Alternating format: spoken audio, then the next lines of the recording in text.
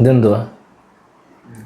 ഏതോ ജമാഅത്ത് ഇസ്ലാംകാരുടെ വഞ്ചിപ്പെട്ടി കാണുന്നേ.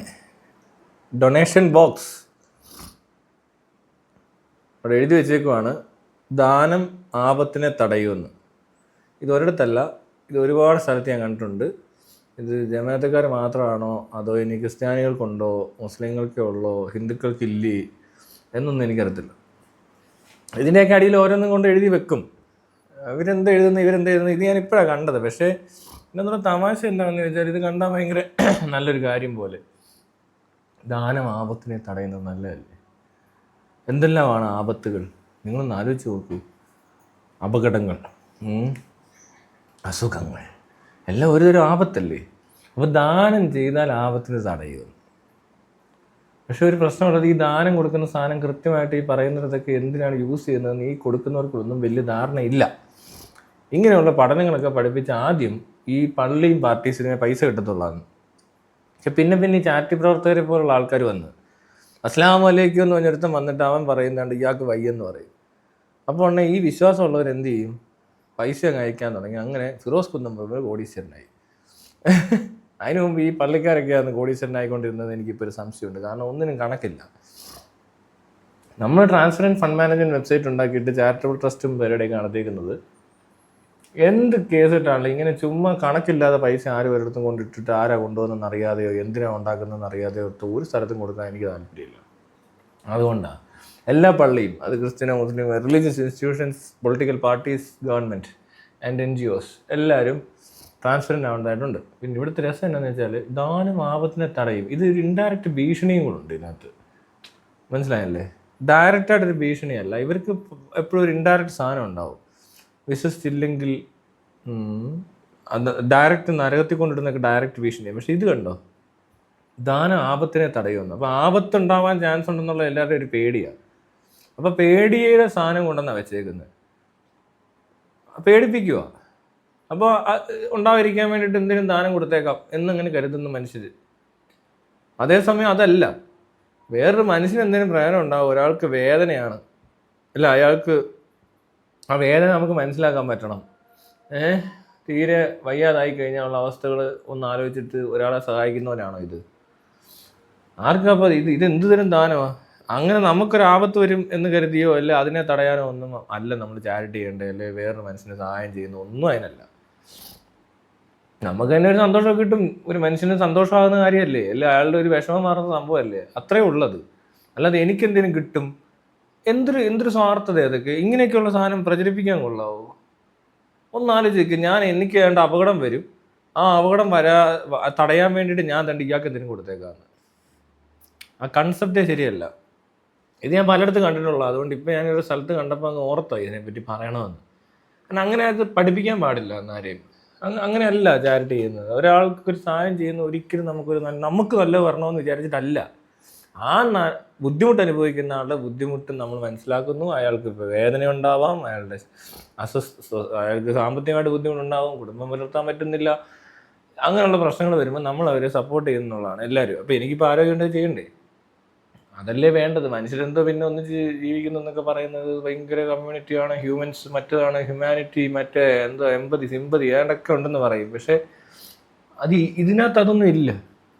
ഇത് സ്വാർത്ഥതയാണ്. അമിതമായ സ്വാർത്ഥരായ മനുഷ്യർ.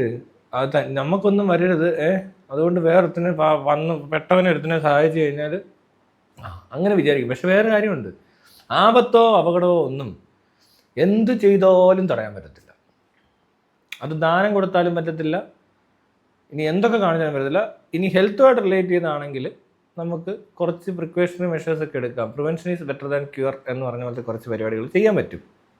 എന്നാലും അതൊരു പരുവം കഴിയുമ്പോഴത്തേക്കിനും അതിൻ്റെയും നമ്മുടെ ബോഡിയാണ്, പ്രായമാകും, എന്തെങ്കിലും അസുഖം വരും, ക്യാൻസർ വരാം, മറ്റേ വരാം, മറിച്ച് വരാം, എങ്ങനെയൊക്കെ വന്നിട്ടൊക്കെ ഭയങ്കര മോശപ്പെട്ട അവസ്ഥയിലോട്ട് എല്ലാ മനുഷ്യരും, ഈ ഞാനും നിങ്ങളും എല്ലാവരും കണ്ടുകൊണ്ടിരിക്കുന്നവർക്ക് എല്ലാം വരാൻ സാധ്യതയുണ്ട്. ആരും അങ്ങനെ ചെത്തി മിനിങ്ങി നടന്നിട്ടൊന്നും വലിയ എന്നുള്ള കാര്യമൊന്നുമില്ല. എപ്പോഴാണല്ലോ ഇതൊക്കെ വരാം. ഇവർ രേണുസുതിയെ കണ്ട് എല്ലാവരുടെ വിളിക്കുന്നു, അപ്പോൾ അതിന് ക്യാൻസർ പിടിച്ചിട്ടും വിടുന്നില്ല. ഈ പറയുന്നവന്മാർക്കൊക്കെ വരും ഇത്. ഇവരിത് എന്തുദ്ദേശിച്ച ഈ മനുഷ്യരെ ഇങ്ങനെയുള്ള സമയത്ത് ബുദ്ധിമുട്ടിക്കുന്നതെന്ന് അറിയത്തില്ല. എല്ലാവർക്കും വരാം, എന്തും വരാം. വണ്ടി ഇടിക്കാം, ആക്സിഡൻറ്റ് സംഭവിക്കരുതോ? അത് ഈ ആക്സിഡന്റ് സംഭവിക്കുന്നതിനകത്ത് നമ്മളാൽ കഴിയുന്ന രീതിയിൽ മര്യാദയ്ക്ക് ഓടിച്ചു കഴിഞ്ഞാൽ നമ്മളായിട്ടൊരു ആക്സിഡന്റ് ഉണ്ടാക്കിയില്ലെന്നൊരു അങ്ങനെ ഒരു അപകടം ഒഴിഞ്ഞിരിക്കും. പിന്നെ വേറെ വല്ലവനും വന്ന് കയറുന്നത് എന്ത് ചെയ്യാൻ പറ്റും? ഇപ്പോൾ ഒന്നും ചെയ്യാൻ പറ്റത്തില്ല. പക്ഷേ ഒരു പൊതുബോധം, ഈ സിവിക് സെൻസ് എന്നൊക്കെ പറഞ്ഞ സംഭവം എല്ലാ മനുഷ്യർക്കും ഉണ്ടായാൽ അതെല്ലാം കുറയും. തോന്നിയ പോലെ കിടന്ന് കളിക്കാൻ ഇവിടെ അനുവദിക്കാത്ത നിയമം വേണം. ഇവിടെ ഇതൊന്നുമില്ല.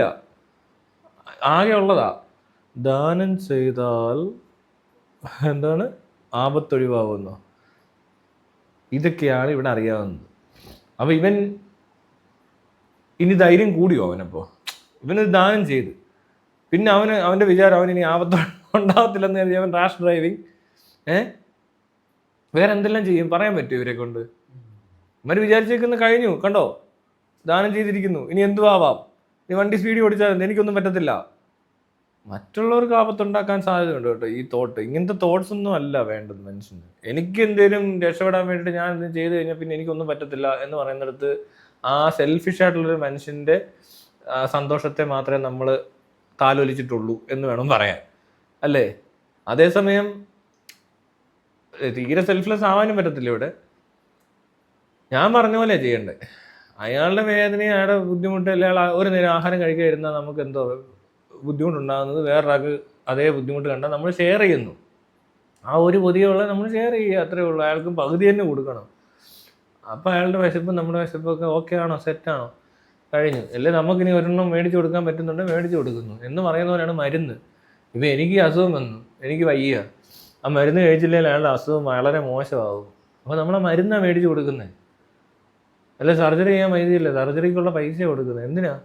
ആ മനുഷ്യൻ്റെ വേദന കുറയ്ക്കാനും അയാളുടെ ബുദ്ധിമുട്ടുകൾ അയാൾ രക്ഷപ്പെടുമെന്ന് നോക്കാനും ഒക്കെയാണ്. വേറൊരു ഓപ്ഷൻ നമ്മുടെ ഇല്ല.